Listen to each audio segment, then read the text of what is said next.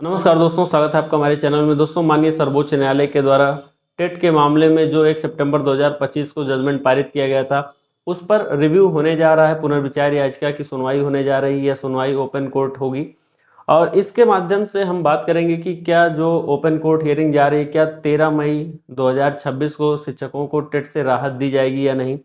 साथ ही साथ जो रिव्यू का जो चरण होता है, उसमें आगे अब क्या होगा और ये केस कितने महीने या कितने साल चल सकता है। और उसके बाद हम बात करेंगे कि जो हमारे ऊपर 1 सितंबर 2025 का जो जजमेंट अभी लागू हुआ है, उस पर हमें स्टे क्या मिल सकता है या पहले से मिल गया है, इसको लेकर हम बात करेंगे। साथ ही लास्ट में जानेंगे कि माननीय सर्वोच्च न्यायालय अपने आदेश को कितने दिन बाद वो सुना सकते हैं। इसको लेकर सभी चीज़ों पर हम बात करेंगे। देखिए, बहुत ही खुशी की बात थी। हमने आज से लगभग 6-7 दिन पहले एक वीडियो लाया था और बताया था कि जो माननीय सर्वोच्च न्यायालय है, उनके द्वारा जो 1 सितंबर 2025 को फैसला सुनाया गया था टेट को लेकर, उस पर जो है रिव्यू की बात स्वीकार कर ली गई है। और उसके बाद से मैंने 4-6 दिन वीडियो नहीं लाया और आज थोड़ा सा रिसर्च करके और तमाम चीज़ों को देखते हुए आप लोगों के तक वीडियो लाने का प्रयास कर रहा हूँ। आप लोग इसको ज़रूर समझिएगा। देखिए, सबसे पहली बात आप लोग मान के चलिएगा कि कुछ राज्यों के द्वारा अभी भी आईए फाइल किया जा रहा है, जिससे क्या होगा कि वो राज्य भी सम्मिलित हो जाएंगे और जो शिक्षक संगठन अभी तक जिस राज्य के द्वारा नहीं पहुंच पाए हैं, उनको यहाँ पर पहुंचने के लिए ससमय भी उपलब्ध हो जा रहा है। तो नंबर एक बात, तो अभी आईए आ रहा है तो वो एक्सेप्ट होगा माननीय न्यायालय के द्वारा, उसमें एप्लीकेशन वगैरह देके एक्सेप्ट हो जाएगा, उसमें कोई दिक्कत नहीं है। अब हम बात कर लेते हैं कि जो हमारा 13 तारीख को सुनवाई होने वाली है, उसमें क्या कुछ होगा। देखिए, 13 तारीख बहुत ही ज़्यादा इम्पॉर्टेंट डेट है। आप मान के चलिएगा कि इस दिन हो सकता है कि कुछ फैसला आए या हो सकता है इस मामले को और आगे बढ़ाया जाए। जब कहीं भी संवैधानिक बात फंसती है, संवैधानिक पेज फंसता है या संविधान के अनुरूप किसी चीज़ को लागू करने की बात फंसती है, तो उसमें जो केस होते हैं वो हमारे थोड़े डिले होते हैं, थोड़ा लंबा खिंचता है। उसमें जो उसके प्रावधान होते हैं, जो उसके प्रोस कॉन्स होते हैं, उन सभी चीज़ों को वहाँ पर देखा जाता है माननीय कोर्ट के द्वारा। तो ये जो हमारा मामला है, इस पर चूंकि काफ़ी ज़्यादा पूरे भारत देश के ऊपर लागू है और इसमें सभी राज्य लोग पार्टीज बनने वाले हैं, या फिर जो नहीं बने हैं तो वहाँ के शिक्षक संगठन बन रहे हैं, या फिर 46 लोग यहाँ पर लगभग शामिल हुए हैं। 46 जो है रिव्यू फाइल किया गया था अब तक, हो सकता है अब और भी फाइल हो जाए।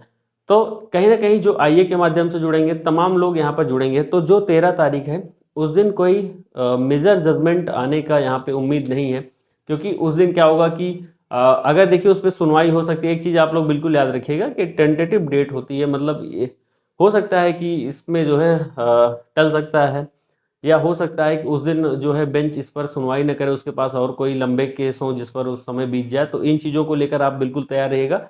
बचकानी हरकत करने से बचिएगा कि बाद में कमेंट सेशन में आके कि आप लोग चिल्ला रहे थे 13 13 13।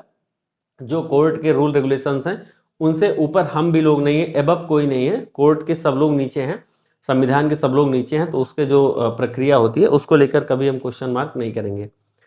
13 तारीख को सुनवाई होगी, सभी पक्षों को बिल्कुल सुना जाएगा और एक दिन में यह बिल्कुल सुना नहीं जा सकता है। तो ये मान के चलेगा कि नेक्स्ट इस पर डेट फिर से लगने वाली है और उसके बाद फिर जो है नोटिस जारी करने की प्रक्रिया यहाँ पे प्रारंभ होगी। तो देखिए, नोटिस यहाँ पे जो राज्य हैं या जो संबंधित राज्य जिनके ऊपर लागू है, हो सकता है कि कोर्ट चाहे तो उनको भी नोटिस जारी कर दे कि आपका पक्ष क्या है। सेंट्रल गवर्नमेंट को भी यहाँ पर नोटिस, केंद्र सरकार को भी जारी कर दी जाएगी और एनसीटी को भी खास रूप से यहाँ पर नोटिस जारी करके पूछा जाएगा कि आपका स्टांस क्या रहा है। जब जो टेट का नोटिफिकेशन जब आपने दिया था 23/8/2010 को, तो उस समय आपका यहाँ पे स्टांस क्या था और उसके बाद आपने चेंज क्यों किया, और क्या जो आरटी एक्ट है वो रिट्रोस्पेक्टिव लागू करने की बात की गई थी मूल कानून में नहीं। ये जवाब आप कितना भी दे दीजिएगा, लेकिन ये जवाब वो एनसीटी से लिखित में लेंगे कि आपके द्वारा क्या क्या बातें यहाँ पर की गई थी। तो एनसीटी को अभी फिर से इसमें नोटिस जाएगा, राज्यों को नोटिस जाएगा। तो ये मामला अब थोड़ा सा लंबा खिंचता हुआ नजर आ रहा है। एक बात तो आप लोग बिल्कुल याद रखिएगा कि थोड़ा सा मतलब हो सकता है कि इसमें 6-7 महीने, हो सकता है साल 1.5 साल भी इसमें लग सकता है। बहुत ही रेयर चांस है कि इसमें त्वरित कोई भी निर्णय पारित कर दिया जाए। हाँ, एक चीज़ हो सकता है कि जो स्टे वाली बात है, स्टे अभी फिलहाल नहीं मिला है हमने हालांकि पिछले वीडियो में अपने बोला था कि हो सकता है कि स्टे उसी के साथ लग जाता हो, लेकिन नहीं, स्टे के लिए 13 तारीख को प्रमुख रूप से रखने की मांग चल रही है कि पहले ही बार तो जो है 13 तारीख को स्टे पर बात की जाएगी कि हमें किसी प्रकार से जो 2 साल का जो ये कंडीशन दिया गया है कि 2 साल के भीतर टेट क्वालिफाई करना है, इस पर जो है स्टे हो जाए और इस पर रोक लग जानी चाहिए पूरे तरीक़ा से। फिर उसके बाद ये मामला अपना चलता रहेगा। तो जो हमारी मुख्य मांग है वो जो है इसको लेकर है कि स्टे इस पर कितना जल्दी हमको प्राप्त हो जाए। अब देखिए इसमें क्या होगा कि प्रक्रिया लंबी चलती है और चूंकि आप भी देख रहे हैं कि कितना बड़ा नंबर है और उसके बाद सभी राज्यों को नोटिस भी जारी करना है, पार्टीज़ को भी नोटिस जारी करना है। तो तमाम लोगों को नोटिस जारी हुई, सेंट्रल गवर्नमेंट को, फिर एनसीटी को, फिर उसके बाद आपको पता है कि कितना भी कम होगा तो कम से कम 1 से 2 महीने के बीच ही आपको डेट मिलेगी। हो सकता है 3-4 महीने की लंबी डेट मिल जाए, 5-6 महीने की डेट मिल जाए, तो इस तरीके से भी डेट मिल सकती है। तो इसमें कोई वो नहीं है, लेकिन एक चीज़ है जो प्लस पॉइंट है वो है रिव्यू। तो रिव्यू का जो मामला होता है वो अमूमन इतना लंबा नहीं खिंचता है, 3 से 6 महीने, साल भर के भीतर इस पर कोई ना कोई निर्णय जरूर आ जाता है। अब दूसरी एक समस्या इसमें ये आती है ना कि जैसे निर्णय आ गया कुछ, अब होता है कि निर्णय माननीय कोर्ट के द्वारा सुनाया कब जाएगा। तो इसमें भी है कि जैसे हो सकता है 1 महीने से लेके 9 महीने, 10 महीने या साल तक जो है अपना जो डिसीजन है उसको रिजर्व करके रखते हैं, उसके बाद फिर उस पर सुनाया जाता है। इस तरीके की चीज़ें भी हो सकती हैं, ये कंडीशंस भी यहाँ पे उपलब्ध हैं, ऐसा आप लोग बिल्कुल मान के चलिएगा। बाकी जो कुछ भी होगा डे 1 से जो मैं कह रहा हूँ कि पॉजिटिव सब चीज़ें होंगी शिक्षकों के लिए और बिल्कुल भी घबराने की आवश्यकता नहीं है।